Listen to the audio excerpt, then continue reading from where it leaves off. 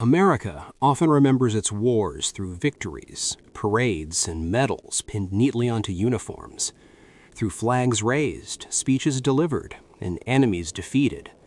But history is rarely decided in moments of celebration. More often, it is decided in silence, fear, and exhaustion, when a single human being is pushed beyond what should be possible.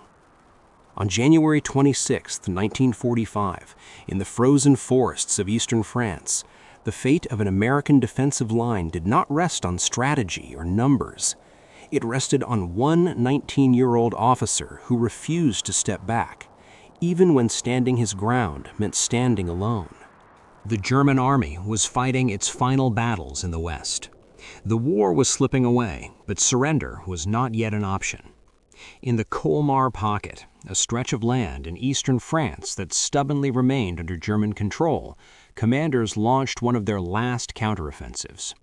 These were not fresh units chasing conquest. They were hardened survivors fighting for time, pride, and the faint hope of changing the inevitable.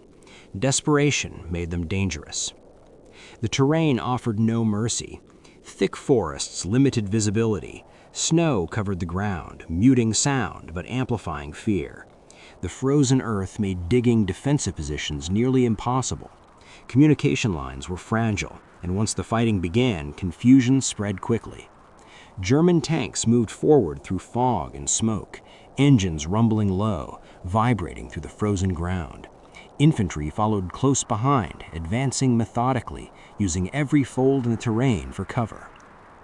Audie Murphy understood what was happening before the attack fully revealed itself. He'd seen this pattern before. He could read it in the way his men moved, in the exhaustion etched on their faces, in the hesitation that came before every order. These were not inexperienced soldiers. They were veterans who knew when a situation had turned against them. Murphy was 19 years old. Small, thin, and unassuming, he looked nothing like the men history books usually describe as heroes. He stood barely 5'5" and weighed little more than 100 pounds. Before the war, he had been rejected by the Marines, the Navy, and the Army paratroopers for being too small, too light, too fragile for combat. And yet, on that frozen morning near the village of Holzwihr, he was the man holding together what remained of Company B. Long before France, long before uniforms and medals, Audie Murphy's life had already been defined by struggle. He was born in rural Hunt County, Texas, into crushing poverty.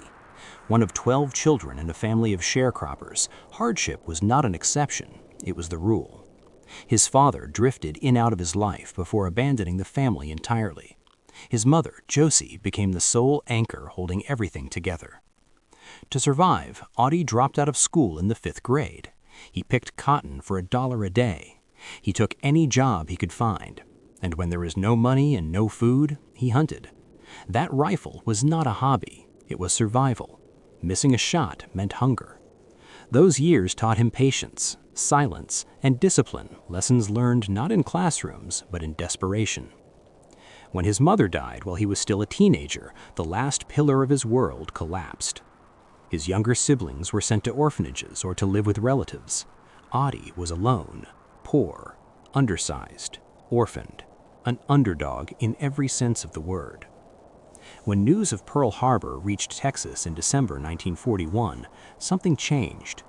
Audie did not see the war as adventure. He saw it as purpose. He tried to enlist immediately and was rejected again and again. Too young, too short, too thin. Most people would have stopped. Audie Murphy did not. With help from his sister, he altered his birth certificate and tried again. On June 30th, 1942, the U.S. Army finally accepted him, assigning him to the infantry, the branch that needed men the most and asked the fewest questions. From that moment on, war became his life. Sicily, Salerno, Anzio, Rome, southern France, campaign after campaign carved into him.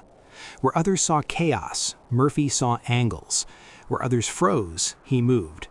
As officers around him were killed or wounded, he rose through the ranks with astonishing speed. By the time he was 19, he was already a hardened veteran leading men who trusted him completely. By January 1945, Murphy commanded what remained of Company B of the 15th Infantry Regiment, 3rd Infantry Division. Of the original 120 men, fewer than 20 were left. All other officers were dead. The company was exhausted, battered, and stretched dangerously thin. When the German counterattack began, it did not arrive all at once. First came the distant sound of engines, then dark shapes emerged through the fog. Tanks, infantry, advancing steadily. Murphy understood immediately that his company could not survive a direct engagement.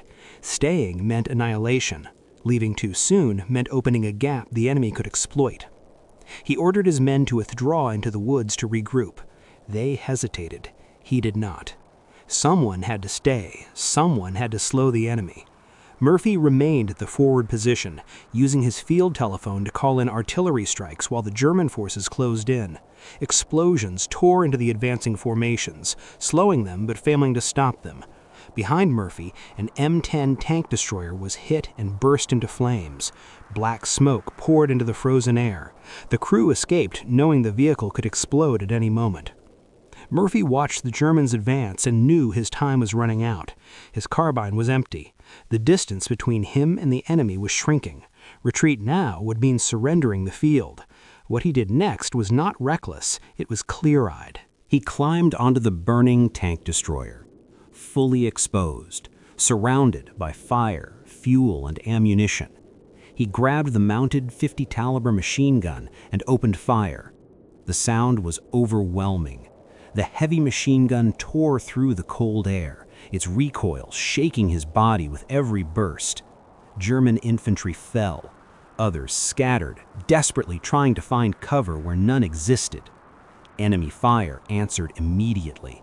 Bullets snapped past him. Dirt and snow exploded around the wreckage beneath his boots. Minutes stretched into something longer, harder to measure. The cold disappeared. Pain followed soon after. Shrapnel tore into Murphy's leg, blood soaking his uniform. He ignored it. He continued firing, calling in artillery strikes by phone, coordinating destruction while standing in the open. German infantry advanced again and again, pushing to within yards of his position, only to be cut down by relentless fire. Without infantry support, the tanks hesitated. Confusion spread through the German ranks. The momentum that had driven the attack began to collapse. What was supposed to be a breakthrough became a stalled assault. One man had stopped it. Only when his ammunition was gone did Murphy climb down from the burning wreckage. Bleeding, exhausted, barely able to walk, he returned to his men. He refused evacuation. Instead, he organized a counterattack and led what remained of his company forward, driving the enemy from the field. The line held. For his actions that day, Audie Murphy was awarded the Medal of Honor. By the end of the war, he was the most decorated American soldier of World War II. He returned home to parades, magazine covers, and national admiration. Hollywood called. He became an actor, even portraying himself on screen. But the war did not release him. Murphy suffered from what was then called battle fatigue, what we now know as post-traumatic stress disorder. Nightmares followed him home. Sleep became impossible. For years, he slept with a loaded pistol under his pillow. He fought addiction, withdrew alone, and later spoke openly about the invisible wounds carried by veterans when few others would. In 1971, Audie Murphy died in a plane crash at the age of 45. He was buried at Arlington National Cemetery, where his grave remains one of the most visited to this day. A memorial stands in Holtzwihr, France, marking the spot where one man stood alone so that others could live. Audie Murphy's story is not just a story of war, it is a story of America, of poverty, perseverance, duty, sacrifice, and the quiet cost paid long after the fighting ends. He held the line when it mattered most, and he carried that moment with him for the rest of his life. This was not a story about glory. It was a story about responsibility. Voices from the Battlefield tells real stories of war through the people who lived them.